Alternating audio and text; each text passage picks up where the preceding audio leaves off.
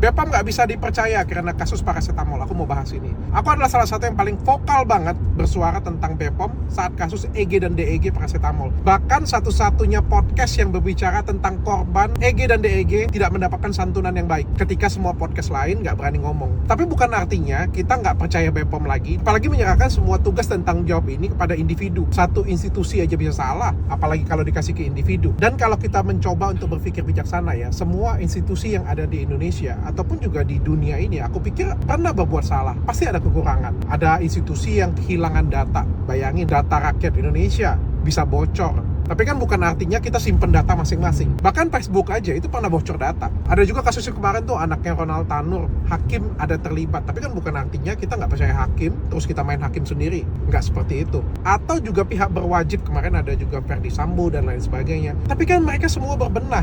Dan kepada siapa kita percaya lagi kalau bukan kepada institusi negara. Jadi kita boleh memberikan kritik yang keras, kita boleh memberikan masukan yang keras, tapi bukan artinya kita tidak percaya lagi. Karena kalau kalian nggak percaya lagi, pilihannya cuma satu, pindah negara aja.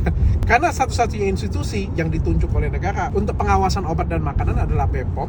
Untuk masalah hukum adalah pihak berwajib. Sekali lagi, saya juga kecewa kasus paracetamol. Saya sudah memberikan kritikan dan kita berharap institusi negara itu belajar dari kesalahan tersebut, berkembang jadi lebih baik supaya kejadian ini tidak terulang lagi. Dan terus memberikan support penuh kepada institusi negara agar lebih baik lagi.